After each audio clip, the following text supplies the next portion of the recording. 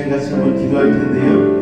오늘 우리의 삶의 무거운 짐을 예수님의 십자가 앞에 내려놓고 온전히 부활의 새 생명으로 덧입게 하여 달라고 말씀의 은혜를 우리 마음 가운데 새겨주시고 또 한 주간을 살아낼 수 있는 믿음의 힘 달라고. 오늘은 4월 마지막 예배입니다. 다음 주에 시작되어지는 5월 가운데에 아버지 특별히 가정의 달, 우리의 가정의 믿음의 소원들이 온전히 이루어지게 하시고 우리 한 사람 한 사람 가정 안에서 회복되게 하시고 자신의 역할을 잘 감당할 수 있는 우리 한 사람 한 사람 되게 하여 달라고 우리 주님을 한번 간절히 부르짖고 기도함으로 나가겠습니다. 주여 사랑의 주님 감사합니다. 오늘도 우리를 사랑하여 주시고 주 앞에 나와 예배할 수 있는 믿음의 복된 시간 허락하시니 감사합니다. 마음과 뜻과 정성을 다하여 오늘도 주님 예배하며 나아갈 때에 아버지 하나님 오늘도 한량의 하나님의 은혜로 우리의 영혼을 채워 주시옵소서. 아버지 하나님 목마르지 아니하는 생수를 부어 주시옵고 이로 말미암아 또한 아버지 한 주간을 살아갈 수 있도록 또한 새롭게 시작되어진 5월 한 달 가운데에 하나님이 원하시는 믿음의 가정의 모습을 이루어갈 수 있도록 주님 도우시고 인도하여 주시옵소서. 4월도 시작한 지 엊그제 같은데 사순절을 지나고 부활주의를 지나 하나님의 4월 마지막 제주 예배를 맞이하게 되었습니다. 아버지 하나님 우리의 삶 가운데에 흘러가는 시간 속에서 하나님을 더욱더 굳게 붙잡고 영원하신 하나님 안에서 온전히 우리의 생명이 온전히 구원받는 믿음의 삶, 신앙의 삶이 될 수 있도록 주님 도우시고 인도하여 주시옵소서. 오늘도 한 사람 한 사람 가운데 성령의 기름 부어주시고 놀라운 은혜로 함께 하심을 믿습니다. 주님 홀로 영광 받아 주시옵소서. 예수님으로 감사하며 기도하옵나이다. 아멘. 예수님만이 우리의 소망 되심을 믿으십니까? 우리 그 믿음을 이 찬양을 통해 같이 고백하길 원합니다. 예수의 이름은 예수의 이름은 세상의 소망이요. 예수의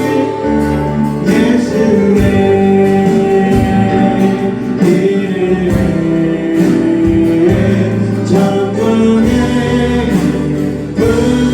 한 번 더 예수의 이름은 예수의 이름 자신의 이름을 넣어서 고백합니다. 영원의 소망이요. 예수의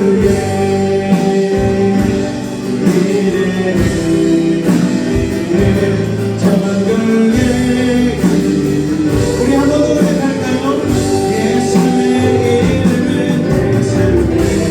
예수의 이름 자신의 이름을 넣어 영원의 소망이요. 예수의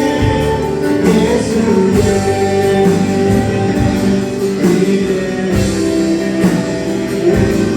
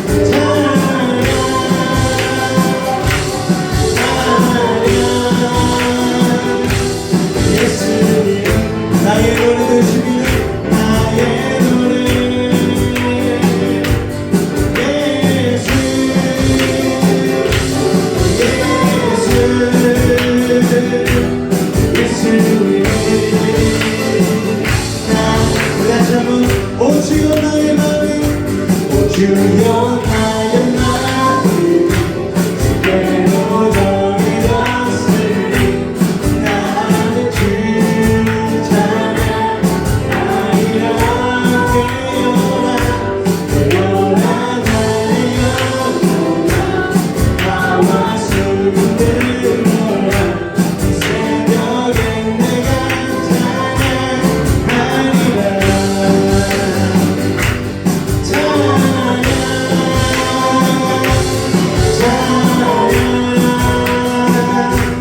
예수님의 나의 노래 예수님 예수님 예수님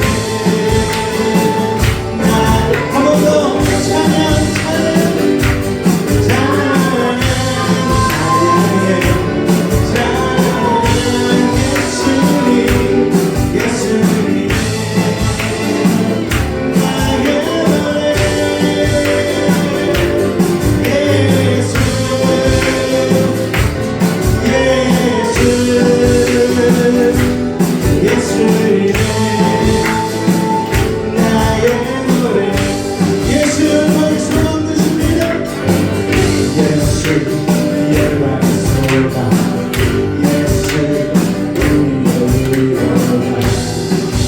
주는 없다는 영원한 소망 예수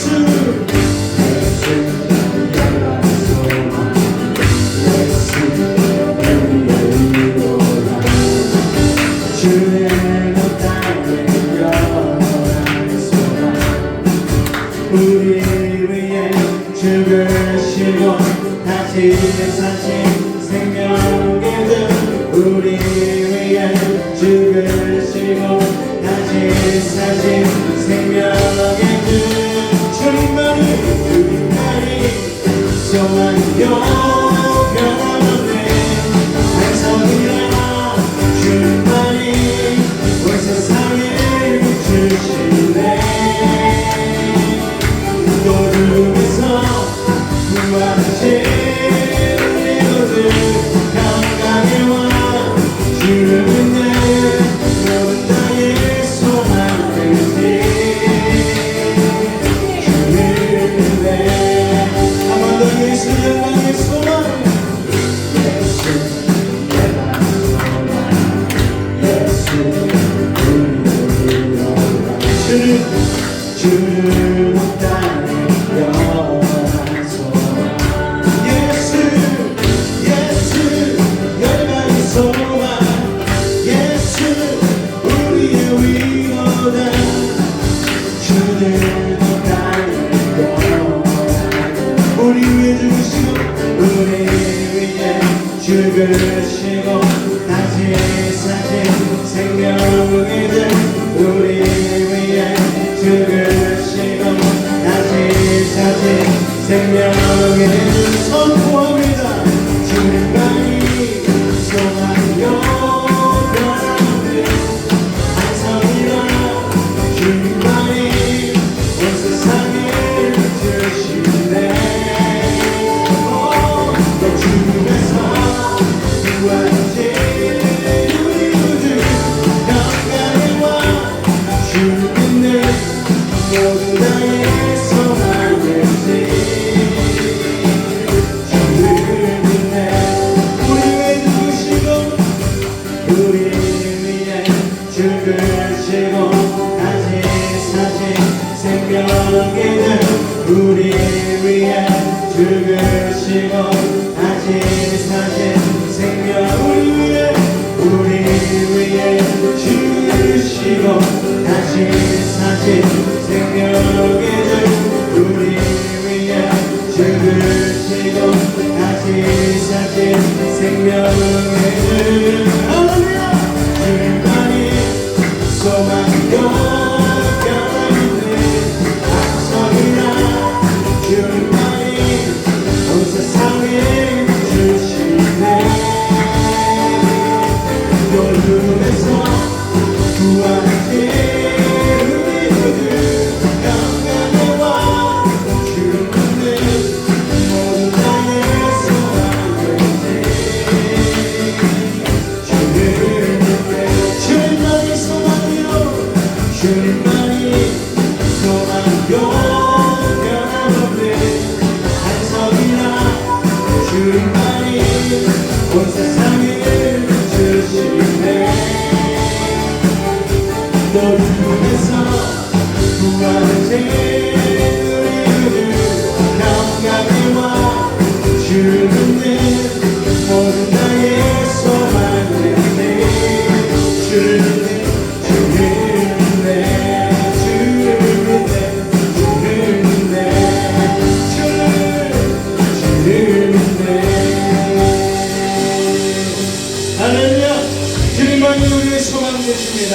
그 주님께서 우리를 이 자리로 부르신 줄로 믿습니다. 우리 자기 가사를 고백하며 우리 주님 앞에 믿음으로 나아가길 원합니다.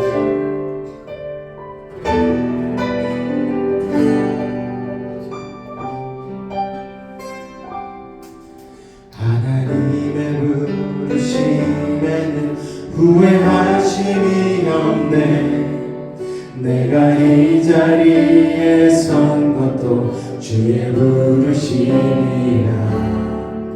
하나님의 부르심에는 결코 질 수가 없네. 나를 부르신 하나님의 신실하심을 믿네. 작은 나를 부르신 뜻을 나는 알 수 없지만 오직 감사와 순종으로 주의 길을 가리라. 때론 내가 연약해져도 주님 날 도우시니 주의 놀라운 그 계획을 나는 믿으며 사니. 날 부르신 내 생각보다 크고 날 향한 계획 나의 지혜로 증명 못하나 가장 좋은 대로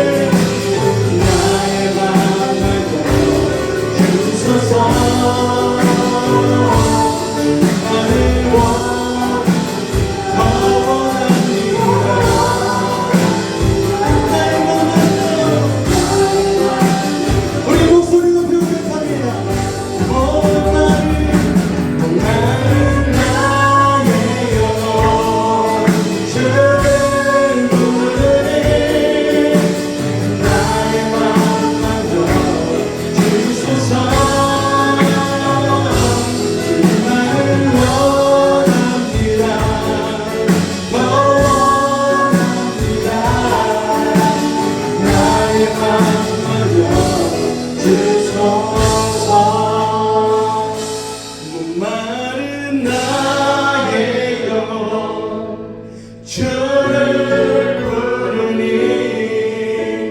나의 맘 만져 주소서. 주님만을 원합니다. 더 원합니다. 나의 맘 만져. 우리 가슴에 손을 얹고 한번 고백합니다. 목마른 나의 영혼, 목마른 나의 영혼 주를 부르니 나의 맘 만져 주소서. 주님만을 원합니다. 오늘 이 시간 우리의 고백이 원하죠. 오늘 우리의 은혜를 받아보시옵소서. 우리 한번 더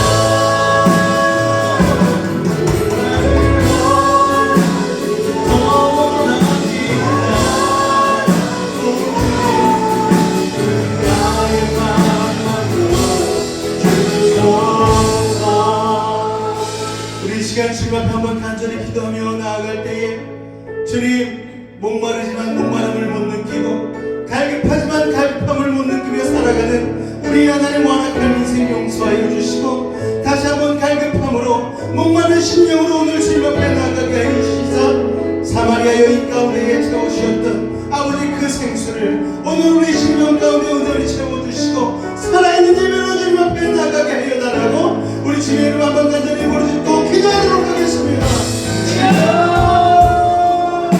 아버지 하나님, 갈급합니다. 주님 목마릅니다. 오늘 하나님 주님의 이름을 잡아주시옵소서.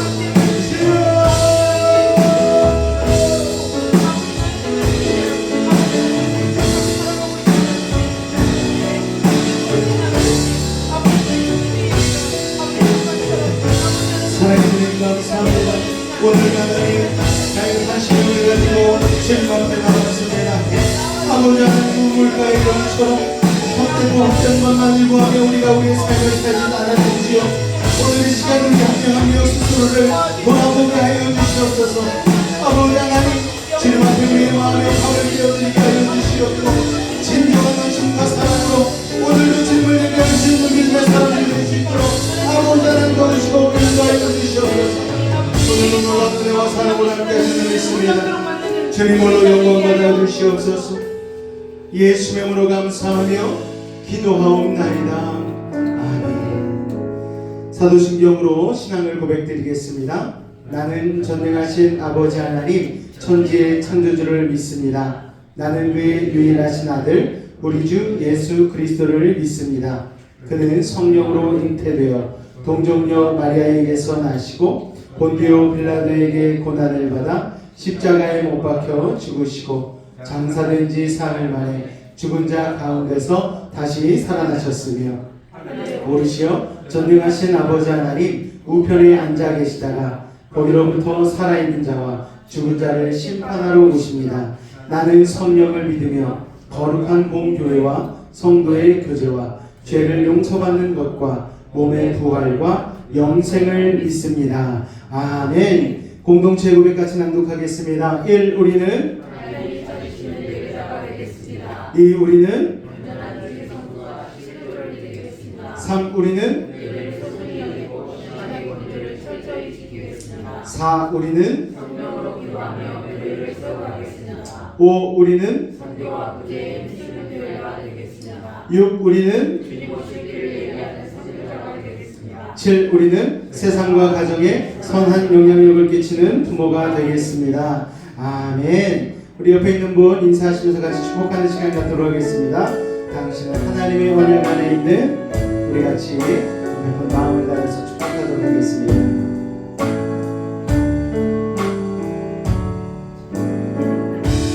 당신은 하나님의 언약 안에 있는 축복의 통로. 당신을 통하여서 열방이 주께 돌아오게 되리. 한 번 더 고백할까요? 당신은 하나님의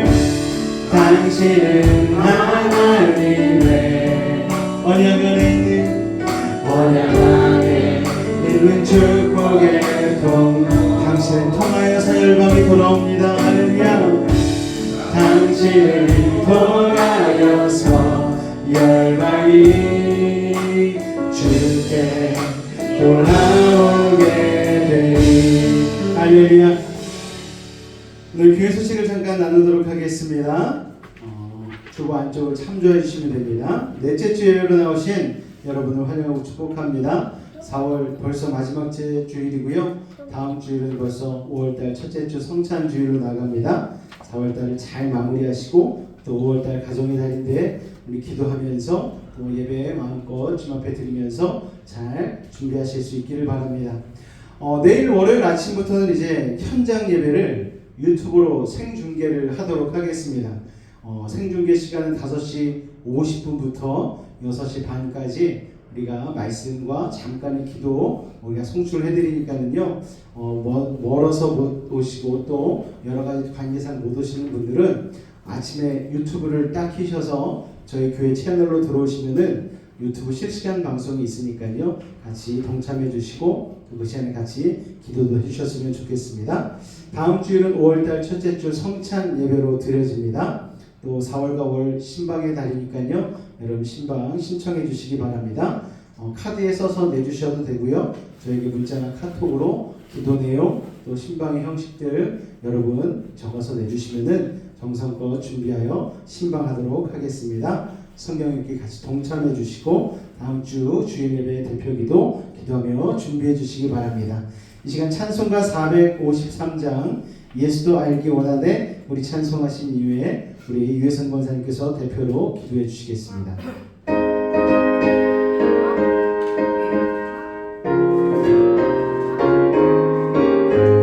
예수도 알기 원하네 그보다 넓은 은혜와 대속해 주신 사랑을 간절히 알기 원하네 내 평생의 소원 내 평생의 소원 대속해 주신 사랑을 간절히 알기 원하네 성령이 스승되셔서 진리를 가르치시고 거룩한 뜻을 깨달아 예수를 알게 하소서 내 평생의 소원 내 평생의 소원 대속해 주신 사랑을 간절히 알기 원하네 성령의 감화 받아서 하나님 말씀 배우니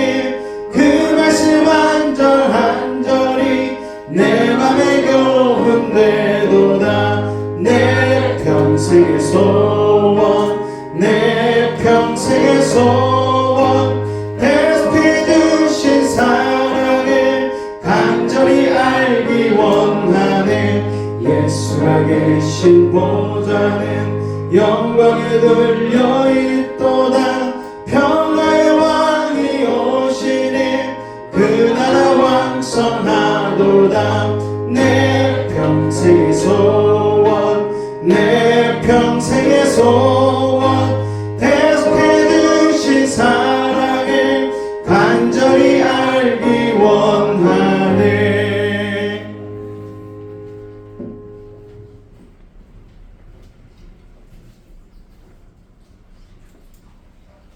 기도드리겠습니다. 믿음은 바라는 것들의 실상이요 보이지 않는 것들의 증거니 선진들이 이로써 정보를 얻었노니라. 사랑의 주님 감사합니다. 지난 한 주간도 주님 날개 안에 품어주시고 복되고 거룩한 주일을 허락하시어 주님을 마음껏 찬양하게 하심을 감사드립니다. 하나님 아버지 이 시간 예배 가운데 함께 하셔서 하나님의 살아계신 인재를 경험하는 시간 되게 하여 주시옵소서. 또한 저희들의 입술을 붙들어 주옵시고 하나님의 이름을 높여드리고 하나님의 영광과 뜻을 이루는 일에 사용되게 하여 주시옵소서. 또한 이 나라와 이 민족을 사랑하시는 하나님 아버지, 140년 전에 우리나라의 기독교 선교가 시작된 이래로 오늘의 경제 대국에 대한민국이 있기까지 인도해 주신 하나님의 은혜에 감사드립니다. 그러나 최근에는 대한민국의 경제가 어려움에 처해 있으며 대통령의 파면으로 인해 정치가 혼란스러운 가운데 6월 3일 대통령 선거가 예정되어 있습니다. 이번 선거를 통하여 하나님의 공의와 정의를 두려워하며 공의와 정의를 실천하는 자가 대통령으로 당선될 수 있도록 도와주시옵소서. 또한 우리 다음 세대 친구들이 다음 주에 중간고사가 있습니다. 하나님이 함께하는 시험이 될 수 있도록 인도하여 주시옵소서. 하나님 아버지, 이 시간 우리 목사님께서 말씀을 전하실 때 성령 충만케 하옵시고 저희들에게 기도 응답의 시간이 될 수 있도록 인도하여 주시옵소서. 모든 것 주님께 의지하오며 살아계신 예수님의 이름으로 기도하였습니다. 아멘.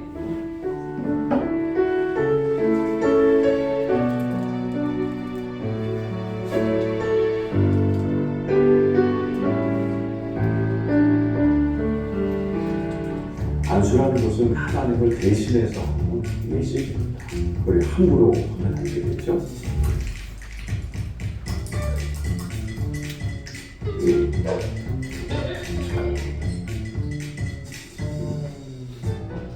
네, 안수기도에 대해서 회의적인 분도 많아요. 그거 효과 있을까? 안수기도는 굉장히 좋은 하나님의 축복의 통로 중에 하나입니다. 안수, 용어부터 말씀드리자면 한자예요. 쓰다듬을 안자에다 손수자. 이게 아버지가 자녀가 막 사랑스러우면 쓰다듬어 주잖아요. 그런 것처럼 하나님이 우리를 사랑스러워서 축복하고 싶을 때 하시는 게 안수 기도죠. 또 성경은 히브리어로 써 있는데 히브리어로 이 안수라는 말은 사막 야다라는 뜻으로 하나님의 능력의 손으로 이렇게 받쳐주고 붙들어준다는 의미가 있습니다. 우리가 왜 자녀가 연약하고 힘들고 그러면 붙들어주잖아요. 안수기도가 우리 성도들이 병들고 연약해질 때 이렇게 하나님이 붙들어주는 그 행위가 안수라는 겁니다. 그래서 예수를 믿으면 하나님이 우리 아버지가 되시고 하나님은 보이지 않는 영이시기 때문에 예수님을 보내서 실제로 안수를 많이 하셨죠. 그래서 기적도 일어나고 치유도 받는 역사가 많이 일어났고요.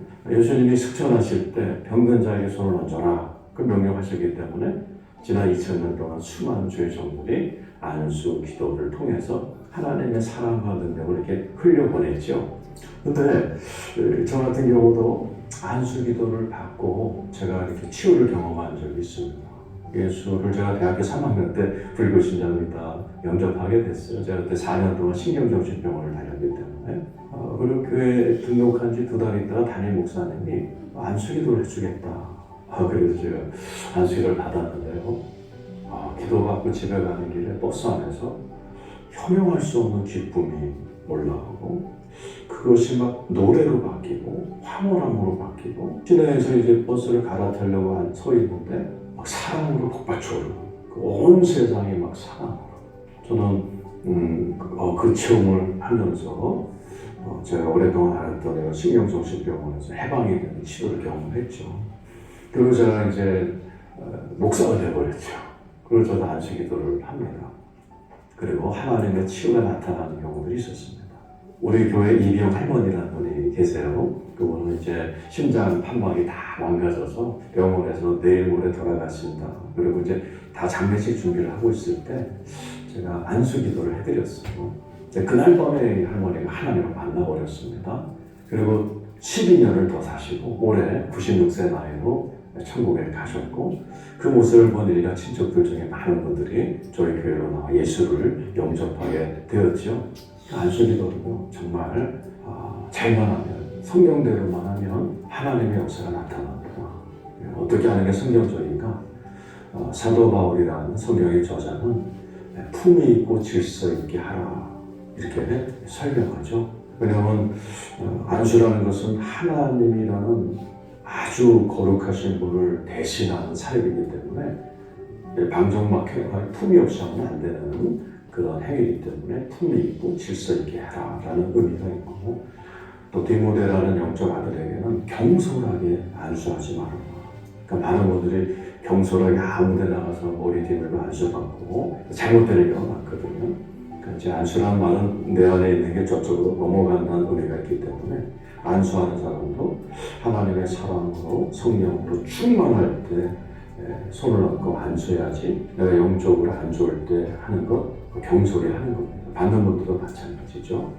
그래서 우리가 품위 있고 질서 있게 또 경솔치 아니하고 진지하게만 대한다면 안수기도는 하나님의 아주 축복의 귀한 통로입니다. 우리가 꼭 알아야 될 것은 인간이 손을 얹고 기도하지만 살리고 죽는 것은 하나님의 영역입니다. 그래서 어떤 의미로 좀 겸손하게 안수할 필요도 있다고 생각됩니다. 혹시 여러분 가운데 이 방송을 보시는 분이 계시면 예수님을 꼭 영접하십시오. 그러면 만군의 하나님이 여러분의 아버지가 되어주시고, 그 아버지가 사랑하는 자녀들 쓰다듬어주고, 또 연약할 때는 막 이렇게 붙들어 주듯이 하나님이 바로 여러분들을 안수를 통해 또 여러 다양한 방법이 있거든요. 그걸 통해서 여러분들을 치유도 하시고 또 여러분을 꼭 붙들어 주실 줄도 믿습니다. 꼭 예수님을 영접하셨으면 좋겠습니다. 할렐루야. 여러분, 저도 안수기도 할 때 그냥 하지 않고요, 마음의 준비를 하고 한 주간 내내 여러분들의 삶을 생각하고 어떤 어려움에 처해 있는지를 묵상하고, 그리고 나서 여러분에게 손을 얹고 기도를 합니다. 또 기도를 받으시는 분도 마찬가지입니다. 그냥 목사님이 안수해 주시나 보다 하지 마시고요, 여러분도 마음속으로 같이 기도하시면서 이 기도를 받으실 때에 하나님께서 놀라운 기적의 역사를 여러분의 삶 가운데 드러내실 줄로 믿습니다. 할렐루야. 오늘 말씀은 누가복음 15장 22절에서 32절까지의 말씀 같이 보도록 하겠습니다. 누가복음 15장 22절에서 32절까지의 말씀입니다. 제가 한 절, 여러분이 한 절 교독으로 우리 봉독하도록 하겠습니다. 아버지는 종들에게 이르되 제일 좋은 옷을 내어다가 입히고 손에 가락지를 끼우고 발에 신을 신기라.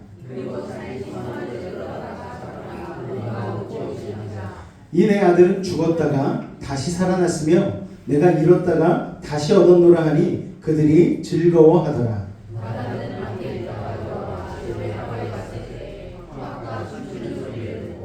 한 종을 불러 이 무슨 일인가 물은데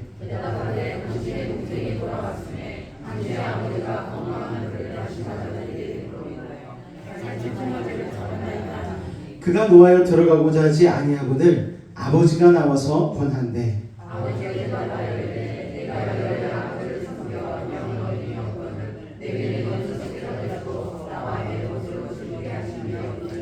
아버지의 살림을 창녀들과 함께 삼켜버린 이 아들이 돌아오매 이를 위하여 살진 송아지를 잡으셨나이다.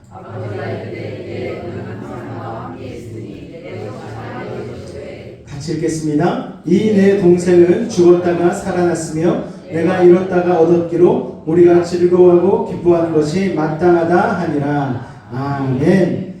집안의 탕자라는 제목으로 같이 말씀의 은혜를 나누기를 원합니다. 할렐루야. 오늘 하나님의 놀라운 기적이 일어납니다.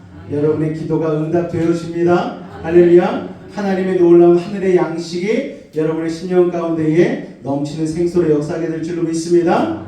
할렐루야. 제가 왜 자꾸 아멘을 할 수 있도록 멘트를 하느냐? 아멘은 여러 가지 의미가 있죠.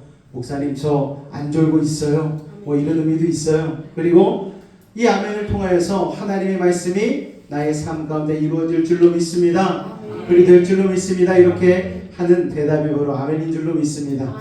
자, 오늘 우리가 다루고자 하는 이야기는 예수님의 비유 중에서 아마 가장 유명한 비유가 아닌가 생각이 되어집니다. 돌아온 탕자, 두 글자로 돌탕. 여러분, 오늘은 그 돌아온 탕자 이야기에서 자칫 간과되기 쉬운 후속편을 좀 다뤄보려고 합니다. 흔히 돌탕과 집탕이 있다고 얘기를 하죠. 이 탕자의 비유에 두 명의 탕자가 나오는 거예요. 우리는 돌아온 탕자만 생각하는데 그렇지 않죠. 집에 있었던 큰아들을 바로 집탕이라고 얘기를 합니다. 몸은 집 안에 있었는데 마음은 집 밖에 있었던 이 집안의 탕자 큰아들을 바로 집탕이라고 하는 것이죠. 오늘 이 집탕에 대해서 한번 얘기를 하고자 합니다. 아주 오래전 한 마을에 큰 부자가 살고 있었어요. 부자가 돈이 많으니까 자녀들이 이 아버지의 재산을 계속해서 기다리지 않았겠습니까? 특히 둘째 아들이 철이 없고 돈에 이게 유혹이 심해가지고 아버지에게 어느 날 요구를 한 거예요. 아버지 돌아가시면 어차피 저에게 주실 그 유산 좀 미리 당겨주십시오. 받았어요. 돈이 생기니까 더 이상 아버지 밑에 있을 이유가 없잖아요. 먼 나라로 갔습니다. 그런데 여러분, 그 먼 나라로 간 이후에 문제가 생깁니다. 도착한 나라가 결코 만만한 곳이 아닌 거예요. 집과 세상이 다른 점이 뭡니까 여러분? 집은 끝없이 주는 곳이에요. 냉장고 열어서 뭐 꺼내 먹는다고 아버지가 돈 줘야지 이러지 않습니다. 다 공짜예요. 물도 공짜, 잠자는 것도 공짜, 모든 것이 공짜로 제공되어집니다. 그런데 사실 공짜가 아니죠. 은혜로 제공되어지는 거죠. 왜 제공이 됩니까? 나의 자녀이기 때문에. 할렐루야.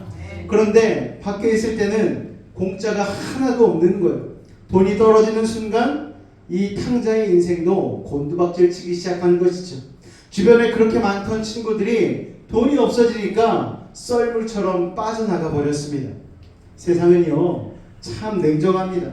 내게서 더 이상 가져갈 것이 없으면 차갑게 등을 돌려버려요. 돈이 떨어졌는데 엎치고 덮친 격으로 또 나라의 흉년까지 들었어요. 예전에는 나라가 좀 괜찮게 있을 때는 그래도 먹고 살 수는 있었는데 나라까지 불경기가 닥쳐버리니까 이 탕자가 먹고 살 일이 막막해져 버렸습니다. 그리고 여태까지 이 탕자는 아버지 밑에서 편하게 사느라고 땀 흘려 일해본 적이 없는 거예요. 게다가 지금은 먼 나라 외국이지 않습니까? 아니 말도 안 통하는데 또 일해본 경험도 없고 지식도 없는 거예요. 아무것도 할 수 없는 탕자가 선택할 수 있는 일은 몸을 호되게 굴려서 일할 수 있는 여러 가지 사람들이 꺼리는 일밖에 할 수가 없었습니다. 그래서 결국 선택한 직업이 돼지치기 일이었어요. 돼지를 치는데 돼지를 치는 일을 하려고 해도 힘이 있어야 하지 않겠습니까? 뭐를 먹어야지 좀 돼지라도 칠 텐데 너무 힘이 없으니까 이 사람이 돼지가 먹는 쥐염 열매를 주워서 먹어봅니다. 그런데 입맛에 맞지도 않죠. 여태까지 호의호식하면서 좋은 음식만 먹고 살았던 이 탕자가 돼지가 먹는 쥐염 열매가 입에 들어가는 먹을 수가 있었겠습니까? 먹지 못하고 거기에서 배가 꼬르륵 꼬르륵 소리가 나면서 너무 힘든 거예요. 돼지를 치고 나서 밤에 잠을 들 때도 온몸이 아파서 잠을 들 수가 없습니다. 이제 좀 잠이 들만하니까 나는 1분도 안 잔 것 같은데 눈 떠보니까 벌써 아침인 거예요. 너무 괴로운 삶이 날마다 계속되어지니까 죽겠다 이런 말밖에 안 나오는 겁니다. 그래서 탕자는 너무 힘든 나머지 몇 번이고 극단적인 선택을 할 정도로 힘이 들었습니다. 그리고 그때서야 정신을 차리죠. 내가 아버지 밑에 아버지와 함께 있을 때가 행복했지. 내가 정말 아버지와 다시 한번 살 수 있었으면 좋겠다라는 생각을 하는 것이죠. 그리고 나서 마침내 결단을 내립니다. 내가 아버지가 나를 아들로 받아주지 않고 종으로 받아준다 할지라도 내가 아버지 옆에 가서 죽든지 말든지 해야 되겠다라는 생각을 한 것이죠. 면목이 너무나 없음에도 불구하고 살기 위해서 다시 아버지께로 돌아갑니다. 목숨이라도 부지해야겠기에 아버지가 자신을 아들이 아닌 종으로라도 받아줬으면 좋겠다는 생각으로 그 먼 나라에서 자기의 집으로 향하여 발걸음을 돌리죠. 그 결단이 탕자를 돌탕으로 만들었어요. 돌아온 탕자가 된 것이죠. 그 돌탕이 마침내 집 밖에 동구 밖에 들어서는데 여기서부터 오늘의 본격적인 이야기가 시작됩니다. 아버지는 항상 집 나간 아들이 언제쯤 돌아올까 집에 있는 테라스에서 먼 곳을 바라보고 있었어요. 날마다 이 일상은 반복됐습니다. 바로 둘째 탕자가 집 밖을 나가면서부터 아버지의 이 일상은 늘 똑같았어요. 저녁 때마다 이 집 나간 아들이 돌아오지 않을까 늘 먼 곳을 향해 있었습니다. 그런데 어느 날 이 아버지 눈에 터덜터덜 초라한 행색을 하고 이곳저곳이 찢어져 버린 그 옷을 입고 오는 한 명의 사람이 보이는 거예요. 다른 사람은 알아보지 못했겠지만 이 아버지는 한눈에 그 아들을 알아봤습니다. 비틀비틀 걸으며 힘없는 모습으로 돌아오는 이 거지몰골의 아들. 아버지는 그러나 그 초라한 행색의 아들을 보고서 그 먼 곳에 버선발로 뛰어나가게 되어지죠. 그리고 먼 곳에서 아들을 끌어안게 되어집니다. 이런 장면이 아니었을까 생각이 되어집니다. 여러분, 먼 거리를 왔기 때문에 밥도 못 먹었을 거예요. 그리고 씻지도 못했기 때문에 엄청나게 냄새가 났을 것입니다. 그런데도 불구하고 아버지는 상관하지 않고 아들을 끌어안고 입을 맞추는 거예요. 여러분, 사랑하면 냄새가 나지 않습니다. 여러분, 연인 간에 사랑하면은요, 여러분, 마늘을 먹고도 뽀뽀를 할 수가 있잖아요. 사랑하면 냄새가 나지 않는 거예요. 아들이 얼마나 괘씸했는지 아버지는 전혀 상관하지 않고 아들을 끌어안는 것이죠. 몰골 보니까 유산은 하나도 남김없이 탕진하는 게 분명했습니다. 그런데 아버지가요, 그걸 가지고 정죄하지 않았어요. 예, 나갈 때 가지고 있던 그 돈 다 어쨌니? 이런 거 물어보지 않습니다. 아들은 이미 뉘우치고 있는 얼굴 표정이에요. 죽을 죄를 지었다는 표정입니다. 자, 21절 말씀 같이 한번 읽어볼까요? 시작.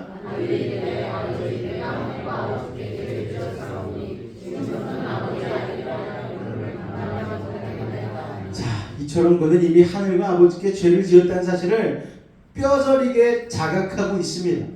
기세 좋게 집을 나갔던 그 오만함과 무례함이 그 고난과 고통으로 인하여 다 사라져버린 지 오래죠.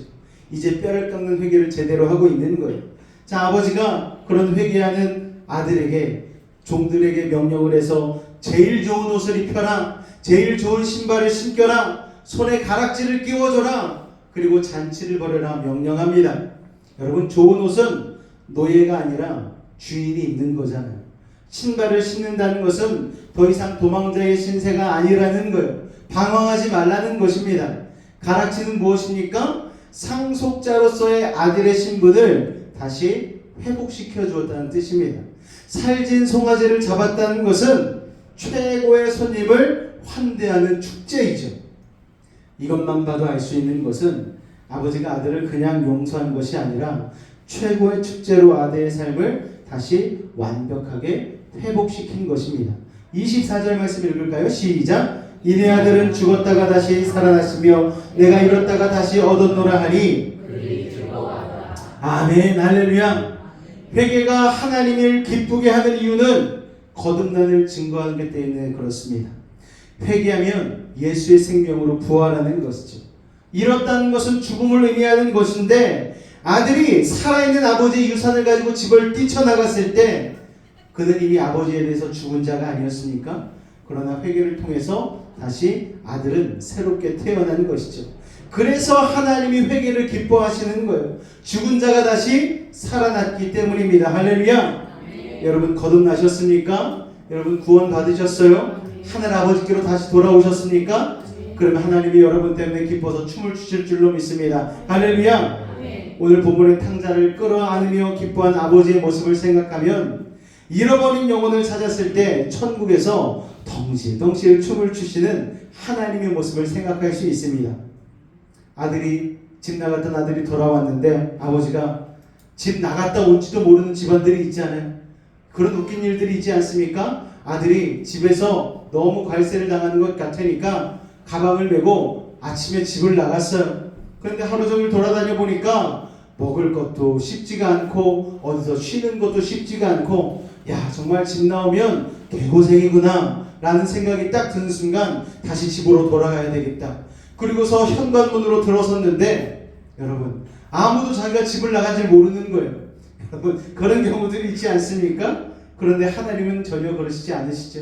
우리가 가출했다가 돌아오게 되어지면, 죽을 생명에서 살아나면, 거듭나게 되어지면 하늘아버지께서는 우리 때문에 덩실덩실 춤을 추시는 줄로 믿으시기 바랍니다. 할렐루야. 어느 특정한 한 사람만을 위해서가 아니라 이 자리에 계신 여러분 모두를 위해서 하나님은 춤추시는 분이라는 것을 여러분 기억하실 수 있기를 바랍니다. 할렐루야. 하나님은 세상 문제가 해결되어서 기뻐하시는 게 아니에요. 여러분, 집 나간 탕자 하나가 험악한 세상 속에서 낙심하지 않고 포기하지 않고 무너지지 않고 그래도 다시 아버지의 집으로 돌아오게 되어지면은 그것으로 인해서 하나님은 기뻐하시는 것입니다. 여러분, 전도는 그런 것이죠. 그런 아버지의 마음을 덩실덩실 춤추며 기뻐하시는 아버지의 마음을 아는 자만이 전도를 하게 되어지는 것입니다. 자, 그런데 여기서 이야기의 반전이 갑자기 일어납니다. 탕자가 집에 돌아온 것을 모두가 좋아한 게 아니었다는 사실을 우리는 본문을 통하여 확인할 수 있죠. 집에 있던 형이 이 상황을 받아들이지 못했습니다. 25절에서 28절까지의 말씀 같이 읽을까요? 시작! 마다들은 밭에 있다가 돌아와 집에 가까이 왔을 때에 풍악과 춤추는 소리를 듣고 한 종을 불러 이 무슨 일인가 물은데 대답하되 당신의 동생이 돌아왔음에 당신의 아버지가 건강한 그를 다시 맞아들이게 되므로 인하여 살진 송아지를 잡았나이다 하니 그가 노하여 들어가고자 하지 아니하거늘 아버지가 나와서 권한대. 아들이 밤늦게까지 일하다가 이제 해질녘에 집에 돌아오게 되었어. 그런데 집 근처에 이르니까 막 풍악이 울리고 난리가 난 거예요. 노랫소리가 막 흘러나오고 깔깔깔깔 웃음소리가 막 들립니다. 그리고 집안에서 막 송아지 스테이크 냄새가 막 나는 거예요. 누가 봐도 잔치인 거예요. 동생이 집 나간 이후에 집이 이런 분위기였던 적이 없습니다. 이런 일이 참 오랜만이어서 형은 마침 집 밖으로 나온 종 하나를 붙잡고 무슨 일인지를 물어봅니다. 종이 신나가지고 대답을 합니다. 작은 도련님이 돌아오셨어요. 형님 빨리 들어가 보십시오. 주인님 빨리 들어가 보십시오. 온 집안이 지금 잔치 분위기예요. 살진 송아지까지 잡았다니까요. 신나게 대답을 합니다. 그런데 이 신나고 즐거운 대답 가운데에 형은 마음이 뒤집어져 버렸어요. 이 기쁜 소식을 듣는 순간 큰아들은 피가 거꾸로 솟는 것 같습니다. 너무너무 화가 났어요. 얼마나 난리를 치며 화를 냈는지 급기야 아버지가 집 밖으로 달려나와서 이 맞이를 달리기 시작합니다. 자, 이 시점에서 좀 말씀드리고 싶은 게 있습니다. 대개 이때까지 우리가 교회 생활하면서 들은 돌아온 탕자 설교는 포인트가 일관적입니다. 회개하고 돌아온 탕자의 회개가 아름답다. 그를 안아주고 용서한 아버지의 모습은 더욱 아름답다. 뭐 이런 내용이잖아요. 이걸 못마땅하게 여기면서 투덜투덜한 큰아들은 정말 속 좁은 인간이야. 우리가 이렇게 하는 설교를 참 많이 들으셨을 거예요. 그래서 그런 선입견들을 가지고 있습니다. 그런데 이런 단순한 생각은 조금 위험합니다. 왜 큰아들이 이런 마음을 가지게 됐는지를 우리는 좀 살펴볼 필요가 있는 것이죠. 자, 첫째, 죄짓고 허랑방탕했던 이 돌아온 탕자를 너무 미워해서는 안 되는 거예요. 여러분, 보통 모태신앙으로 성장한 성도들 가운데는 이런 불만이 좀 있지 않습니까? 난 어릴 때부터 교회 안에서 가정 안에서 신앙적으로 모범적으로 살아서 나는 삶에 간증할 게 없어.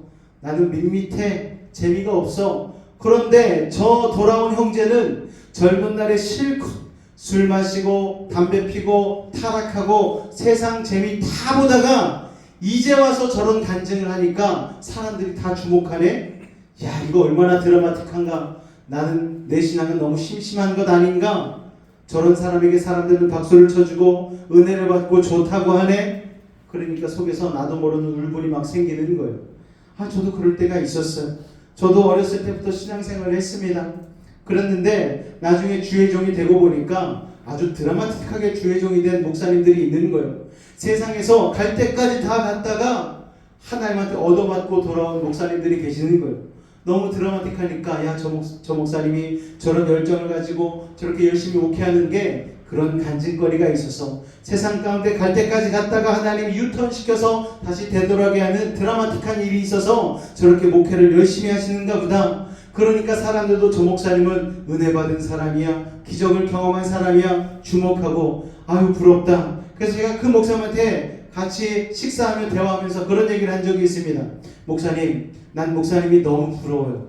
나는 정말 일사천리로 고등학교 졸업하고 곧바로 신학교 가서 신학교 졸업하고 신학대학원 가고 신학대학원 가서 교회 사역으로 곧바로 쉬지도 않고 들어가서 전도사 임명받고 그리고 목사 안수 받고 여태까지 한 번도 안 쉬고 그냥 쭉 평탄한 길을 걸어서 간증거리가 많이 없는데 목사님은 정말 좋으시겠어요. 세상 가운데 갈 때까지 다 가봤다가 정말 악한 길까지 다 가봤다가 그렇게 하나님이 사랑하셔서 딱 유턴해가지고 돌아오셔서 커다란 간증거리가 있으니 사람들이 목사님을 볼 때도 참 존경스럽게 생각하고 너무너무 부럽지 않습니까? 이렇게 얘기를 들었더니 그 목사님이 하는 얘기가 또 제 머리를 깨는 거예요. 목사님, 난 목사님이 부러워. 나는 내가 갔던 길 안 가보는 게 좋다고 생각해요. 목사님처럼 그렇게 평생 하나님 곁에 있어서 신앙생활하고 그렇게 순탄하게 주의 길로 평안하게 가는 것, 목사님 이게 기적이야. 이런 얘기를 하더라는 것이죠. 그런데 우리 성도들도 마찬가지 아닙니까? 저런 기가 막힌 간증 하나쯤 있으면 나 진짜 예수님 잘 믿을 텐데 뭐 이런 생각들을 하는 거죠. 자, 여러분, 그러나 이 스토리를 그렇게 봐서는 안 됩니다.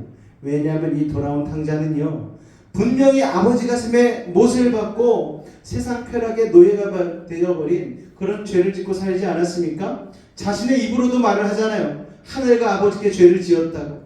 그러므로 그의 돌아오는 회개의 모습을 보면서 그의 죄가 막 미화되어서는 안 되는 것입니다. 은근히 막 그를 부러워해서도 안 되는 거예요. 그러므로 그의 돌아오는 회개의 모습을 보면서 여러분, 우리는 그의 죄를 미화시키고 은근히 부러워해서도 안 되는데, 왜냐하면 둘째 아들 이 돌탕은 자신의 죄값을 톡톡히 치렀기 때문입니다. 인생 밑바닥까지 가본 건 아니겠어요?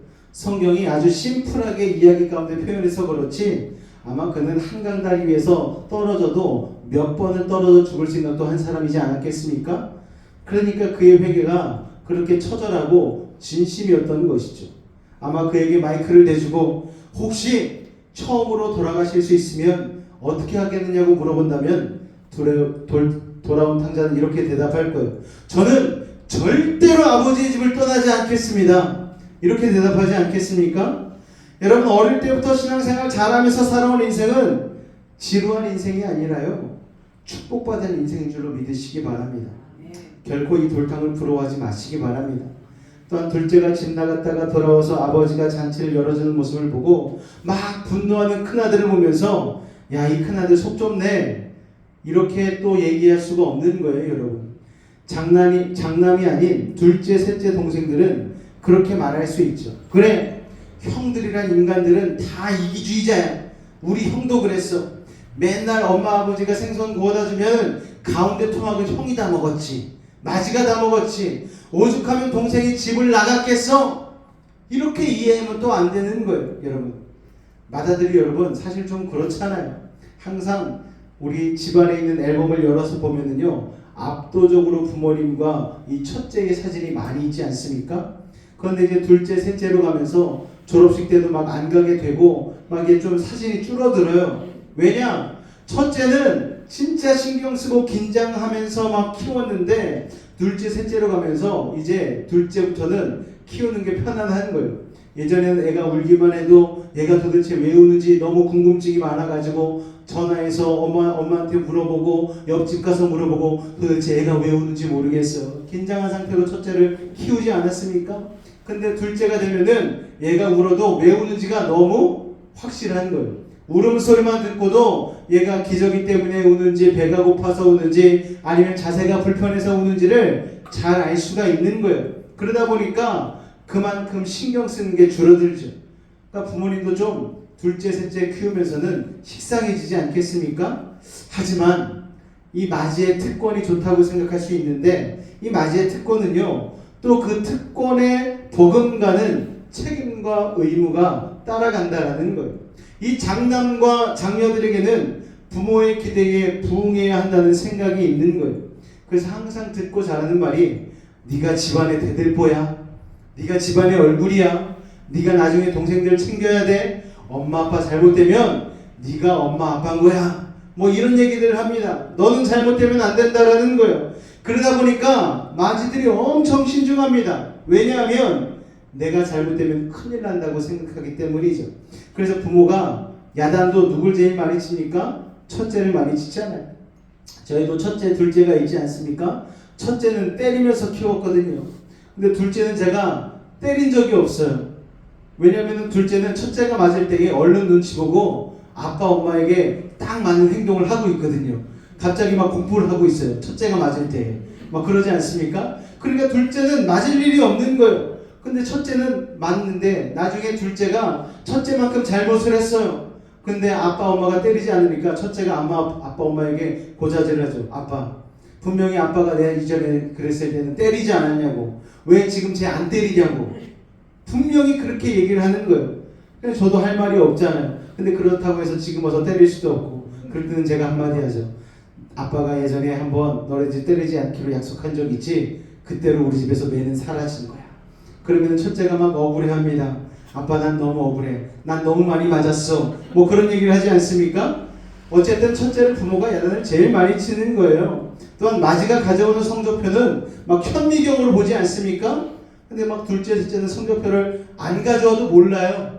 얘네가 시험을 봤는지 안 봤는지 뭐 별로 관심이 없고, 간섭도 안 하고 재학도 많이 줄어들면서 관대해지는 경우가 참 많습니다. 마지들은 또 그게 섭섭한 거예요, 여러분. 그래서 마지들은요, 자기가 하고 싶은 일과 꿈이 있어도 예전에 정말 옛날에 가난하던 시절에는요, 가족에 대한 책임 때문에 자기 하고 싶어도 포기하는 경우가 참 많이 있었어요. 나는 음악을 하고 싶고 나는 미술을 하고 싶은데 우리 엄마 아빠가 우리 가정이 나에게 기대를 많이 하고 있기 때문에 나는 법대를 가야지, 나는 의대를 가야지, 나는 대기업에 들어가야지, 뭐 이런 생각을 가지고 있는 거예요. 저랑 생일이 똑같은 친척이 한 명이 있거든요. 제가 예전에 말씀드렸을 거예요.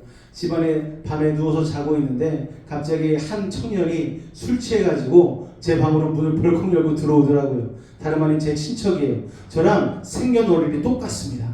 저는 아침에 태어나고 걔는 저녁에 태어났거든요. 그런데 걔가 슬퍼 맞고 들어와서 술 취해가지고서 제 앞에서 막 우는 거예요. 그래서 위로는 해줘야 되잖아요. 얼마나 슬픈 일이 있어서 그런가 등을 토닥토닥거려주면서 울었어. 그랬더니 너 왜 울어 도대체 그랬더니 서울대 못 가고 연대 갔다고 우는 거예요. 미치겠더라고요 진짜. 같은 S대인데 저는 성결대 나왔는데. 그래가지고 그래라 울어라. 그러고서 아침에 일어나가지고 또 자기 해장한다고, 걔는 과일을 그렇게 좋아하는데 과일이 비싸잖아요. 우리 엄마가 사다 놓은 그 비싼 과일을 혼자 다 주워 먹고 앉아있는 거예요. 어찌나 밉던지 여러분. 근데 걔가 맞이였거든요. 근데 그 집안에는 아들이 셋인데 둘째도 또 똑같이 어느 날 저녁에 제가 자고 있는데 찾아와서 또 우는 거예요. 도대체 너는 또 왜 우냐고, 형처럼 넌 또 왜 그러냐고. 그랬더니 둘째도 공부를 잘했거든요. 나도 서울대 떨어지고 연대 가서 지금 운다고. 미치겠더라고. 두 명이나 그러니까 이놈의 집안을 내가 어떻게 해버릴까 막 이런 생각이 드는데, 어쨌든 간에 첫째나 둘째나 여러분 공부를 잘해가지고 좋은 회사에 들어갔습니다. 그런데 센세이션한 일이 일어났어요. 첫째가 어느 날 좋은 제약회사 다니다가 제약회사를 탁 때려쳤어요. 그래서 갑자기 연극판에 뛰어들었습니다. 그래서 연극판에 뛰어들어서 아직까지 빛을 못 보고 있어요. 저랑 똑같은 나이인데 이제 좀 뜰만한 데도 됐을 것 같은데, 웬만한 사람들은 무명의 시간이 지나고 좀 배우로서 성장을 하고 그래가지고 좀 영화에도 나오고 드라마에도 출연하고 할 텐데 얘는 아직까지 빛을 못 보고 있습니다. 근데 자기는 연극이 너무 좋다는 거예요. 그 잘하던 공부 다 내려놓고, 예전에는 부모의 기대 때문에 자기가 열심히 공부를 해서 그렇게 뭐 대기업에 들어가고 했는데 이제는 자기도 자기 뜻대로 살아보겠다는 거예요. 그리고 아직 결혼도 못했어요. 그러니까 인생은 알 수가 없는 거예요. 저희 친척들 중에 저처럼 일찍 장가가서 애 잘 낳고 그렇게 정상적으로 사는 가정이 많지가 않습니다. 여러분, 어쨌든 간에 여러분, 장남은요 그런 부담들이 있는 거예요. 전 그래서 수고하신 마지들이 있다면은 수고했다고 박수를 쳐드리고 싶습니다. 자, 그렇지만 좋은 얘기는 여기까지입니다. 자, 이 큰아들의 마음을 장남의 의무감에서 오는 그 울분과 스트레스는 이해하지만, 그럼에도 불구하고 이 큰아들이 잘못 생각하고 있는 게 있어요. 그게 뭔가 하면 그는 아들인데 노예적인 생각을 하고 있는 거예요. 우리 29절 말씀 볼까요? 같이 읽겠습니다. 시작. 아버지께 대답하여 내가 너의 아버지를 섬겨 명령하게 만건을 내게는 영수증이라 두고 나와 내 것으로 주리게 하시기를. 자, 영어 성경에 보면 여러 해 동안 아버지를 섬겼다는 이 말은요, 아버지의 노예처럼 일했다라는 의미로 영어 성경에 기록이 되어져 있습니다. 자, 그동안 맏아들로서 해왔던 모든 일들이 아들로서 한 게 아니라는 거예요. 자기를 종이라고 노예라는 생각을 가지고 일을 해왔다라는 것입니다. 자, 이 노예들의 특징이 있어요.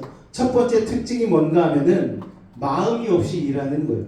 자, 노예가 무슨 꿈이 있어서 전신전력으로 일을 하겠습니까? 그냥 주인 눈에 나지 않을 정도로 마음 없이 시간을 때울 때가 많은 거예요. 그런데 자기가 그런 노예였다라고 이 큰아들이 말하고 있는 거예요. 아버지가 너무 속상했겠죠.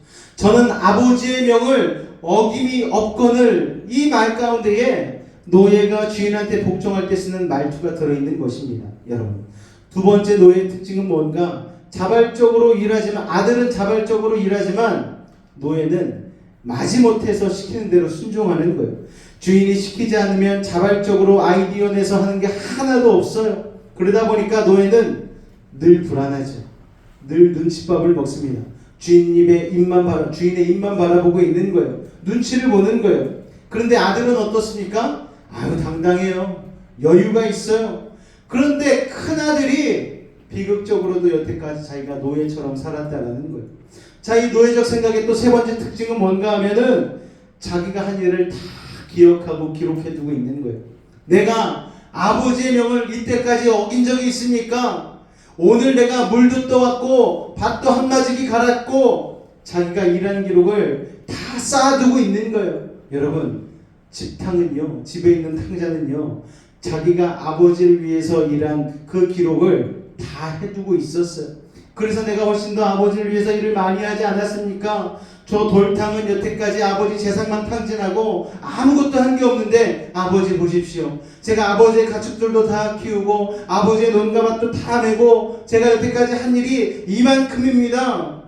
그러니까 자기가 동생보다 더 좋은 대접을 받을 자격이 있는데 왜 나에게는 살진 송아리 한 마리 안 잡아주셨냐고 이렇게 아버지에게 마치 비자금 장부 이렇게 꺼내서 보여주듯이 얘기하고 있는 거예요. 여러분, 그런데 사랑하는 관계에서는요, 내가 그쪽을 위해서 뭘 했는지 기록을 하지 않습니다. 여러분, 부모님이요, 자식들에게 내가 너희를 위해서 이걸 했다, 그것을 여러분 장부로 적어놓지 않아요. 자기의 자식들이 따지러 왔을 때에 323페이지를 펴보거라. 그때 내가 너에게 무엇을 해주었느냐. 여러분, 그렇게 부모들이 자식들에게 여러분 하지 않습니다. 사랑하는 관계이기 때문에 그런 것이죠. 여러분, 그리고 노예적인 생각 네 번째, 노예들은 섭섭한 게 많아요. 여러분, 섭섭함이 쌓여서 분노가 되지 않습니까? 이 큰아들의 분노가 터진 게 언제입니까? 돌탕 돌아온다고 아버지가 파티를 열어주었을 때, 잔치를 열어주었을 때 이 분노가 확 터져버린 거예요. 이 말이 참 기가 차지 않습니까? 내게는 언제 염소 새끼라도 한 마리 줘가지고 내 벗들과 즐기게 한 적이 있습니까? 그런데 지금 아버지 살림을 탕진해버린 이 둘째에게 어째서 살진 송아지 파티를 열어주십니까? 아주 화내면서 따지고 있는 거예요. 사실 산지의 송아지에 비교할 때 염소 새끼는 형편없는 것이죠. 지금 집탕이, 집에 있는 탕자가 아주 대조적인 방법으로 아버지는 불공정해요 라고 얘기하고 따지고 있는 거예요. 사실 이게 세상 기업이라면, 회사라면은 이 아들의 논리가 설득력이 있습니다. 집에서 제일 많이 일했으니까 살진 송아리로 파티를 받을 사람은 바로 나라고요, 나! 이렇게 얘기할 수 있는 거잖아요. 그런데 여러분, 가정은 세상 기업이 아니죠. 여러분, 형은 아들이지 노예가 아닙니다. 자기가 일하는 시간 근무 카드를 찍는 사람이 아니라는 거예요. 가정은 기브앤테이크의 계산적인 논리가 아니라 측량할 수 없는 비논리적인 사랑이 가득한 것이 가족입니다. 할렐루야. 자, 그리고 노예의 다섯 번째 특징이 여기서 나오는데, 자기가 지금 가지고 있는 게 무엇인지를 깨닫지 못하고 있는 거예요. 31절 볼까요? 시작.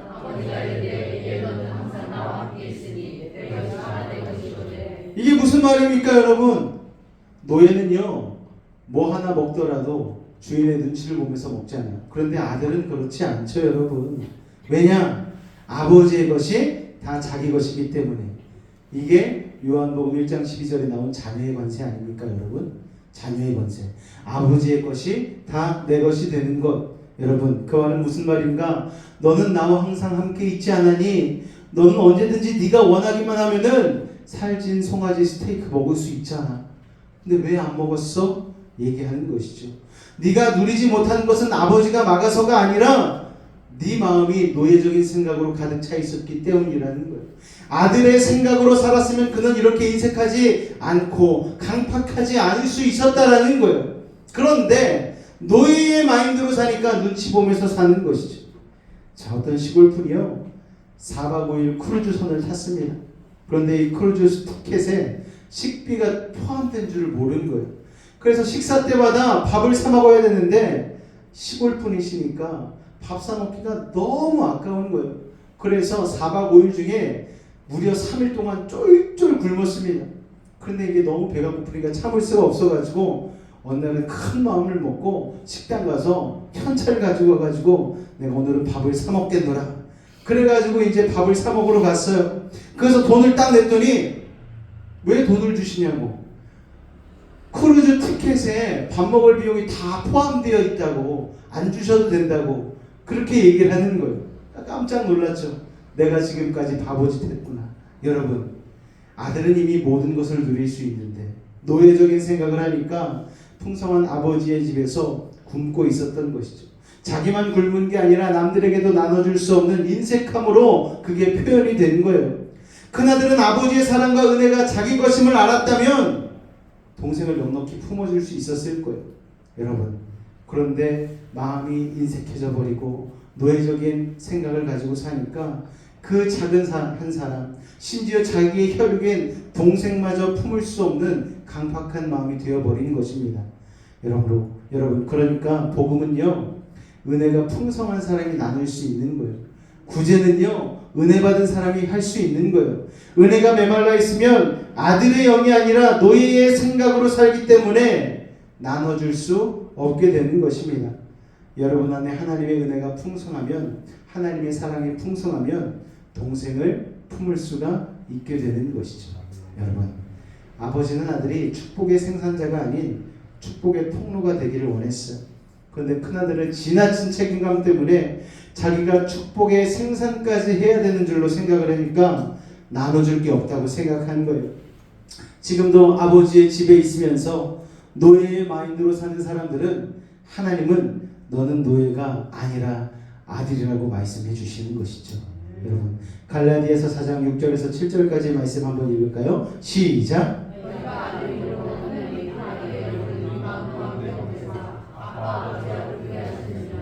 그러므로 내가 이후로는 종이 아니요 아들이니 아들이면 하나님으로 말미암아 유업을 받을 자니라. 할렐루야. 여러분, 종이 아닙니다. 여러분은 하나님의 자녀입니다. 할렐루야. 큰아들을 심은 대로 거둔다는 노예적인 생각을 했기 때문에 아들의 특권을 누리지 못했어요. 아들로서 생각하지 않으니까 아버지의 마음을 이해하지 못한 거예요. 그러니까 동생이 돌아왔을 때 잔치를 베푸는 게 무슨 의미인지 알지 못했습니다. 예전에 어떤 한 권사님이 그런 말을 한 적이 있어요. 왜 교회에는 사랑이 없냐고. 목사님, 저도 성도입니다. 저도 관심을 좀 가져주세요. 저도 사랑해주세요. 사모님, 저도 좀 관심을 가져주시고 사랑해주세요. 아니, 관심을 가져주고 사랑했으니까 권사 직분까지 세워드린 건 아니겠습니까? 그런데 그 마음 가운데에 자녀의 마인드가 아니고 노예적인 생각이 있기 때문에 새가족이 와서 목사님이 막 새가족이 오면 새가족이 얼마나 관심을 갖습니까? 막 기도도 해주고 관심을 가져주고 막 친절하게 대해주고 막 자리까지 인도해주고 막 이러니까 이걸 보고서 질투가 불일 듯 일어나는 거예요. 나에겐 살린 송아지도 안 잡아줬으면서 새가족 언제 봤다고 저 사람한테 저렇게 잘해주세요? 여러분, 노예적인 생각을 가지고 있기 때문에 그래요. 아니, 권사님님이 교회에서 제가 날마다 전해드리는 하나님의 말씀 받고 제가 권사님의 가정을 위해서 날마다 기도하고 자녀들 위하여서 그렇게 연락도 해주고 때때로 자녀들을 위하여서 용돈도 보내드리고 그렇게 하는데 자기는 노예적인 생각이기 때문에 그걸 그렇게 질투를 느끼고 새로 돌아온 탕자를 받아주지를 못하는 거예요.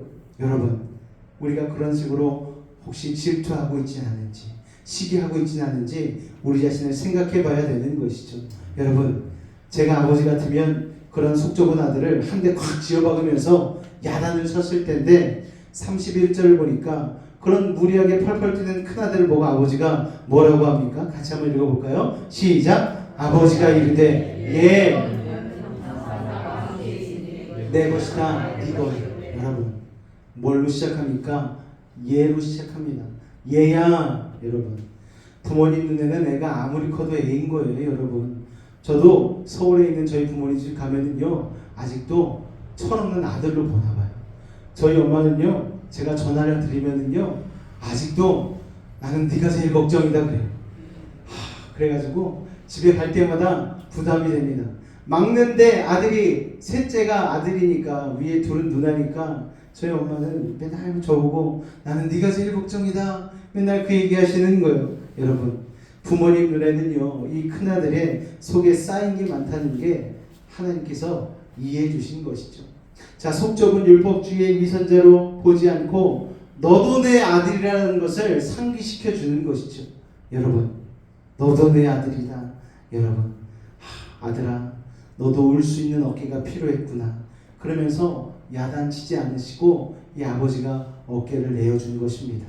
여러분 이 시간까지 자기 혼자 무거운 짐을 짊어지고 힘들게 살아온 큰아들이 계시다면 오늘 하나님 아버지의 어깨에 기대어서 우실 수 있기를 바랍니다. 아버지는 여러분을 질책하지 않는 거예요. 여러분 이 돌아온 탕자 이야기에서 큰아들 집탕은 누구를 상징하는 줄 아십니까? 바로 유대인들, 특히 유대인 종교 지도자들을 이야기하는 것입니다. 그러면 돌아온 탕자는 누구일까요? 이 작은 아들은 누구일까요? 유대인들이 경멸했던 이방인, 세리, 창기들, 그리고 회개하고 돌아온 사람들을 상징하고 있습니다. 자, 그런데 유대인 종교 지도자들, 이 집탕들은 이 돌탕들이 회개했다는 이유 하나만으로 예수님 품에 안기는 걸 이해를 못했어요. 아니 저 사람 세리잖아요. 저 사람 창기잖아요. 저 사람 하나님 믿지 않는 사람이었잖아요. 이제서야 돌아오는데 저 사람을 왜 안아주십니까? 여러분 예수님 복음서에도 보면 예수님이 그들을 많이 야단치신 건 사실이지만 여러분 사실 그 유대인 종교자들과 바리새인들 진짜 싫어하면 야단도 안 치셔요. 여러분 이 독사의 자식들아, 회칠한 무덤들아, 그냥 욕하신 게 아니에요. 돌아오라는 거예요. 이 집탕들아 정신 좀 차려. 너네 내 자녀야, 내 아들이야 라고 예수님이 말씀하시는 것이죠. 야단치는 건 사랑하기 때문입니다. 예루살렘아 예루살렘아 내가 너를 모으려고 한 적이 몇 번이나 되느냐. 내가 너희를 회복시키려고 얼마나 많은 선지자를 보내서 너네에게 복음을 전하고 하나님의 말씀을 대언했느냐. 그렇게 말씀하시며 예수님은 끝까지 유대인들의 회개를 기다리셨어요. 왜냐하면 이 집탕 유대인 큰형들이 처음부터 이렇게 속 좁은 형들이 아니었기 때문입니다. 유대인이란 이름에는요 여러분 원래 하나님을 찬양하는 사람들이라는 뜻이 담겨 있습니다. 그들은 진짜 처음에는 하나님을 찬양하는 사람들이었거든요. 어린아이처럼 막 하나님을 예배했던 사람들입니다.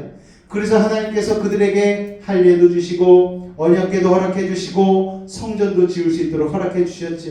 선지자도 다 유대인들 가운데 나왔어요. 열방을 향한 축복의 통로가 되라고 열방에게 은혜를 나눠줄 수 있는 영적인 장남으로 유대인들을 삼아 주셨습니다. 그런데 이 집탕들이 세월이 가면서 그들의 신앙이 식어갔어요. 우상을 숭배하기 시작했습니다. 그러니까 하나님께서 그들을 향한 보호막을 걷어버리셨어요. 그리고 외세의 침략, 바벨론의 침략 받으면서 나라가 망해버리고 말지 않습니까? 그런데 나라가 망하고 나서 자신들이 잘못했던 죄를 회개한 게 아니라 자기들을 망하게 한 이방인들을 핍박하기 시작합니다. 이건 다 너희들 때문이야. 그래서 그들에게 이방인들은 원수였어요. 자기들을 괴롭히는 원수. 그래서 그 원수들과 부대끼면서 이들을 지켜줄 마지막 자존심이 무엇이었는가? 율법이고 성전이었던 거예요.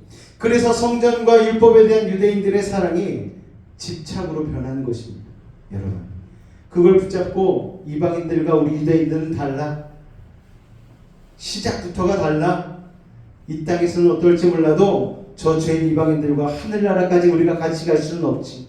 그래서 이방인들에게 딱 선을 그어버리는 거예요. 그렇게 이방인은 하늘나라에 제대로 못 들어간다라고 생각을 하고 선을 딱 그어놨는데 아니 예수님이 오셔서 갑자기 세리와 창기에게 이방인들에게 갑자기 복음의 문을 열어버리시는 거예요. 회개하면 들어갈 수 있어. 라고 복음을 선포해 버리셨어요. 그러니까 큰아들인 유대인들이 막 화가 막 끝까지 치밀어 오르는 거예요. 우리가 여태까지 지킨 율법이 얼만데, 우리가 지금 성전을 얼마나 기가 막히게 지키고 있는데, 그런데 예수님께서는 그들을 야단치지 않으시고 끝까지 깨닫게 하시고 회개시키려고 하셨어요. 32절 말씀 같이 한번 읽어볼까요? 시작.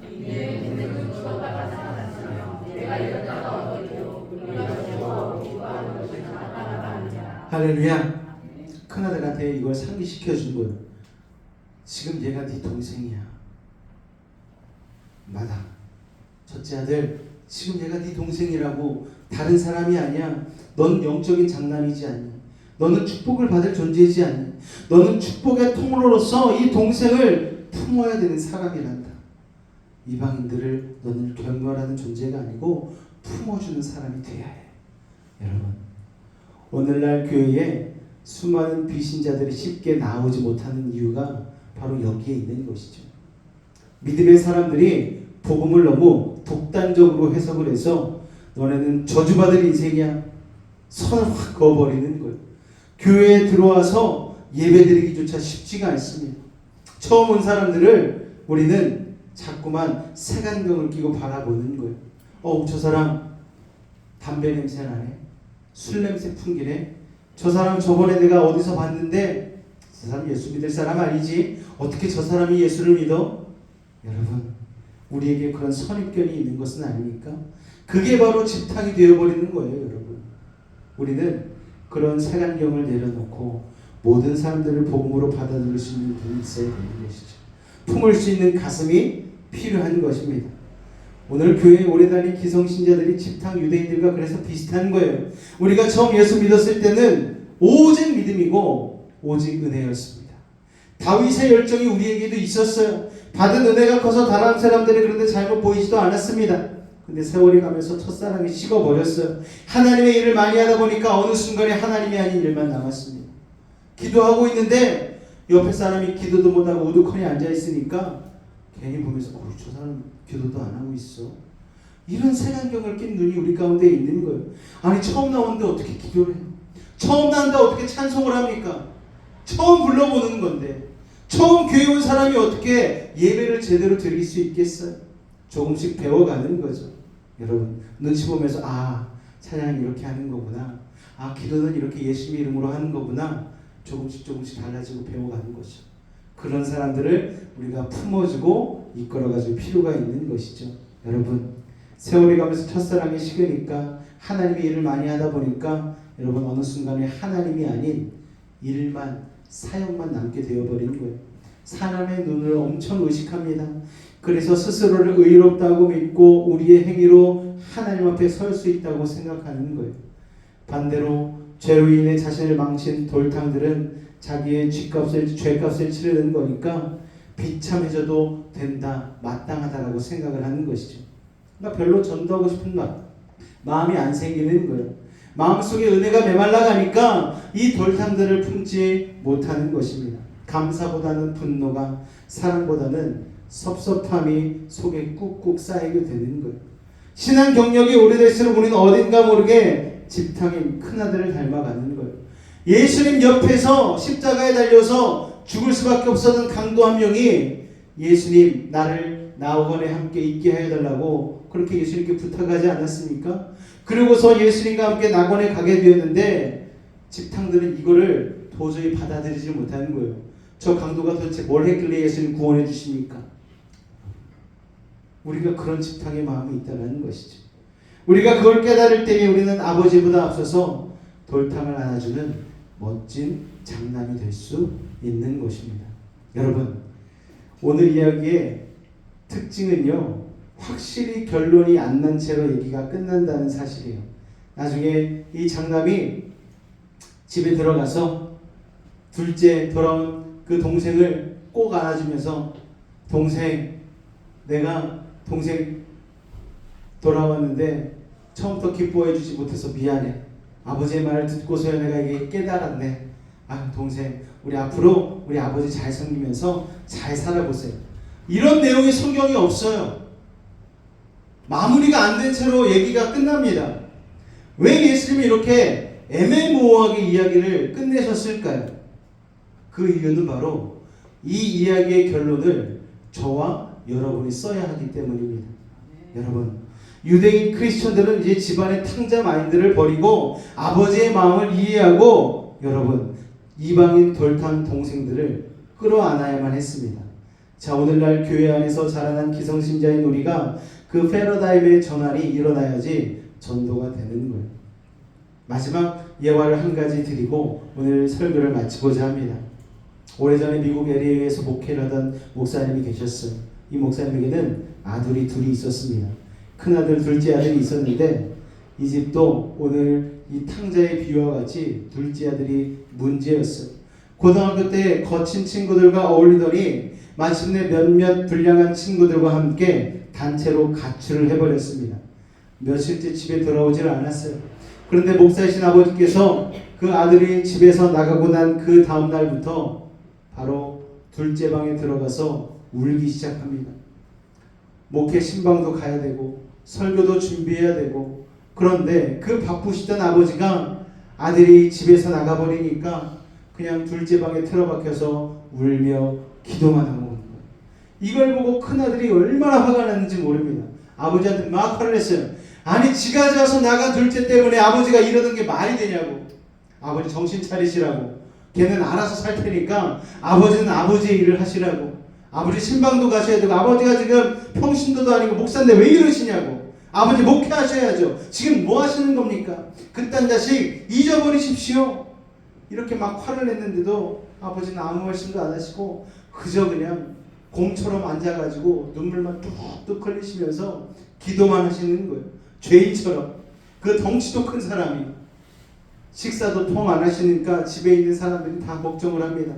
큰아들이 이러다가 아버지 잡겠다 싶으니까 친구들 동생들한테 다 전화를 돌려가지고 도대체 이 동생놈이 어디가 있는지 수소문을 했어요. 그리고 마침내 동생이 어디 있다는 얘기를 받았습니다. 그래서 LA에서 라스베가스까지 4시간 동안 차를 타고 운전을 해가지고 와가지고 동생을 만났어요. 만나면 귓방맹이를 아주 그냥 세차게 때려버리겠다 생각하고 딱 동생을 만났는데 동생이 며칠 되지도 않았는데 벌써 거짓골인 거예요. 노숙을 하고 있는 거예요. 길거리에서. 만나기로 하면 접해줘야 되겠다고 생각을 했는데 얘가 너무 거짓골이 돼가지고 막 기가 팍 죽어서 눈을 내리깔고 있으니까 이게 때릴 수도 없는 거예요. 그래서 햄버거를 이렇게 사 먹여가지고 차에 태워가지고 집으로 옵니다. 그런데 동생을 데리고 집 안으로 들어서는 순간 아버지가 그 동생을 막 끌어안고 막 오열을 하는 거예요. 좀 패줘야 되는데 아버지는 그냥 안고 막 울기만 합니다. 그 큰아들이 그걸 지켜보다가 목사가 됐어요. 자, 나중에 그 형은요, 이 돌아온 탕자의 이야기를 가장 리얼하게 설교할 수 있는 사람이 되었습니다. 여러분, 복음은 어떻게 전하는 겁니까? 전도는 어떻게 하는 겁니까? 집 나간 아들을 울면서 기다리고 계시는 하늘 아버지의 마음을 깨달을 때에 우리는 비로소 복음을 전할 수 있는 것이고 전도할 수 있는 것이죠. 방법은 뭐 사람마다 다르니까요. 자기에게 알맞는 방법으로 하면 됩니다. 그러나 영혼을 데려올 때까지 아버지는 결코 행복하지 않으시다. 집 나간 탕자를 데려와야 아버지가 기뻐하신다는 그 마음을 깨달은 사람만이 전도를 할 수 있는 것이죠. 전도하는 사람 치고 영성이 메말라 있는 사람은 아무도 없습니다. 그 동생 데려왔을 때 아버지의 기뻐하는 눈물을 본 사람이 어떻게 영성이 메마르겠습니까? 여러분, 여러분이 주일날 수요예배 때, 아침 예배 때, 뭐 수많은 교회의 공식적인 그런 시간들에 나오지 않으면요, 저는 이 아버지의 마음을 조금씩 깨닫게 되는 거예요. 아, 우리 하나님 아버지의 마음이 그러셨겠구나. 우리 성도들이 나오지 않을 때마다 목회자는요, 처음에는 화가 나요. 그러다가 나중에 눈물이 나기 시작합니다. 그래서 기도하게 되는 거예요. 하나님 아버지의 마음을 깨닫게 하시려고 저를 목사가 되게 하셨군요. 여러분, 그래서 아침 예배 때마다 기도하는 거예요. 하나님, 이 성도가 예배를 회복하게 하여 주옵소서. 믿음을 굳세게 붙잡게 하여 주시옵소서. 오늘 하나님 아버지의 그 은혜와 사랑을 입게 하여 달라고 기도하는 것이죠. 여러분 때문에 저는 저의 영성이 메마르지 않을 수 있게 되는 것입니다. 여러분도 마찬가지입니다. 믿음의 리더들로 여러분이 이 자리에 먼저 세워졌잖아요. 여러분 그렇다면은 옆에 있는 지체들을 위하여서 여러분들이 이 아버지의 마음을 품고 같이 기도해 주시기 바랍니다. 나오지 않으면 야, 이 사람 또 안 나왔네. 내가 그럴 줄 알았어. 이런 마음이 아니고요. 왜 못 나왔을까? 어디가 아픈가? 무슨 일이 있나? 하나님 아버지, 이 성도의 삶을 은혜로 채워 주옵소서. 회복시켜 주옵소서. 이런 아버지의 마음을 품고 기도하며 나아갈 때에 여러분은 영적인 장남이 될 수 있는 것입니다. 그렇게 여러분 주변에 돌탕들이 있다면 여러분 집탕을 벗어나서 영적인 훌륭한 장남이 되셔서 하늘 아버지의 품으로 데려오실 수 있는 믿음의 사람들이 되실 수 있기를 주님으로 축원을 드립니다. 그렇게 되어지면 아버지의 것이 이미 여러분이 된 것을 다 누리며 살아갈 수 있는 평안과 기쁨이 이미 있게 되는 거예요. 할렐루야. 다행히도 이걸 다행이라고 말해야 될지 모르겠지만 우리 베이직 가족들의 모든 가족 속에는요 다들 돌탕이 있으셔요. 기도의 제목들이 다들 있으셔요. 자녀가 될 수도 있고 남편이 될 수도 있고 아내가 될 수도 있고 친척이 될 수도 있어요. 우리는 그런 분들을 위하여서 늘 기도하지 않습니까?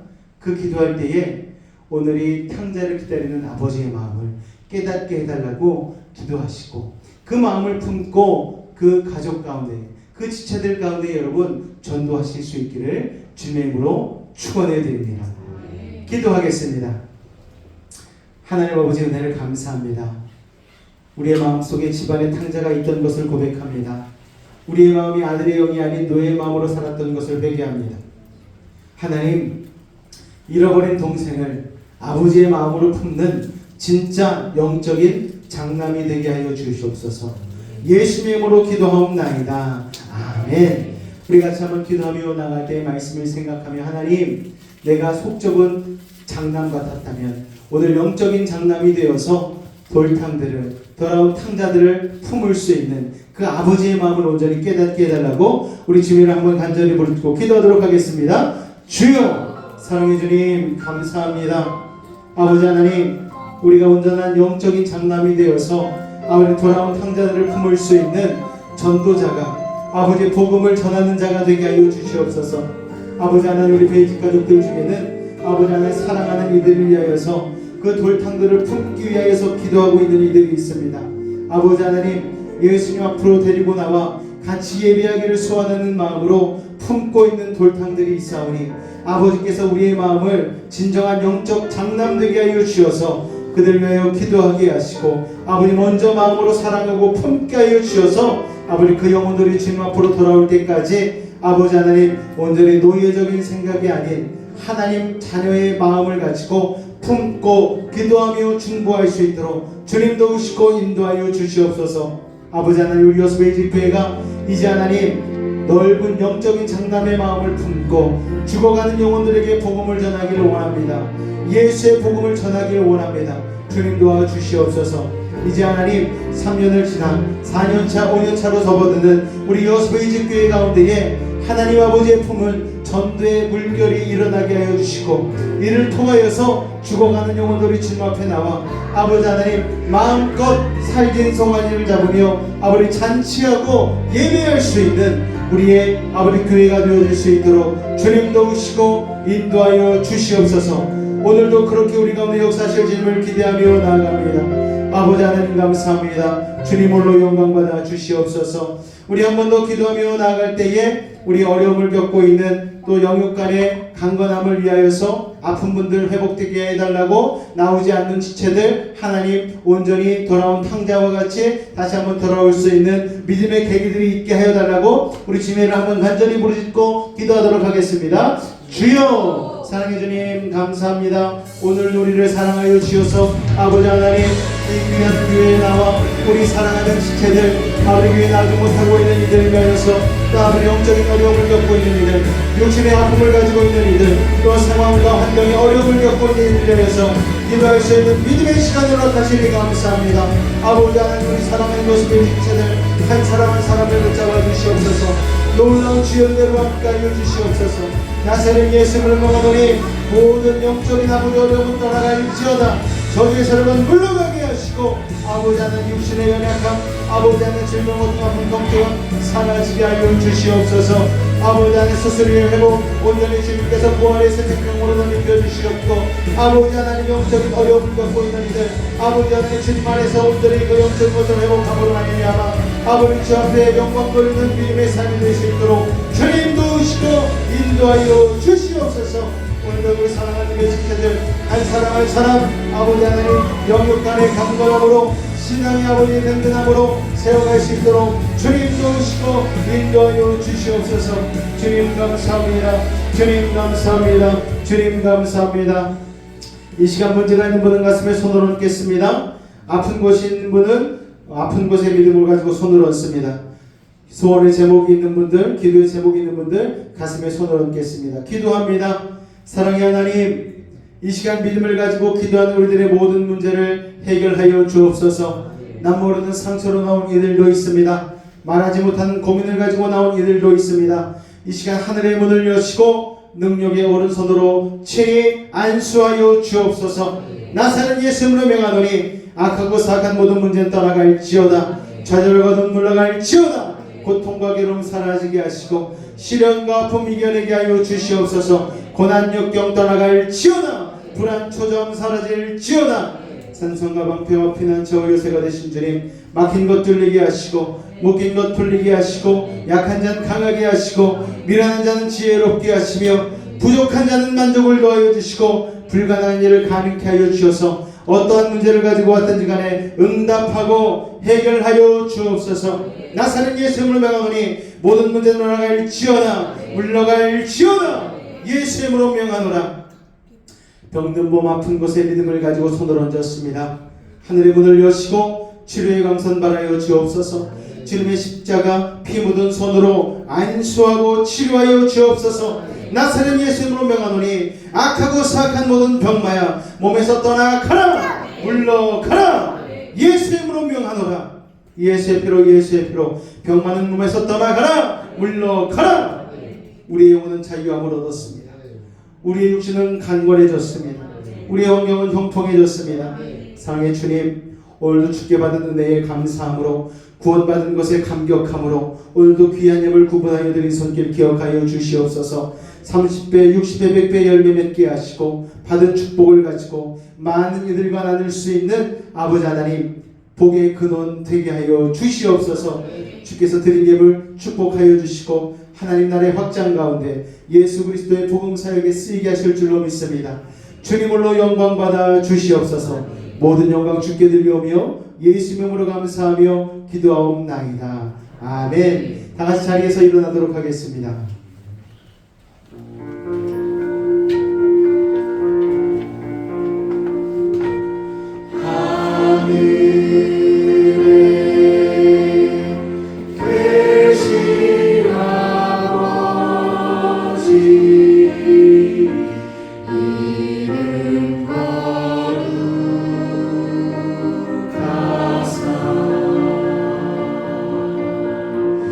주님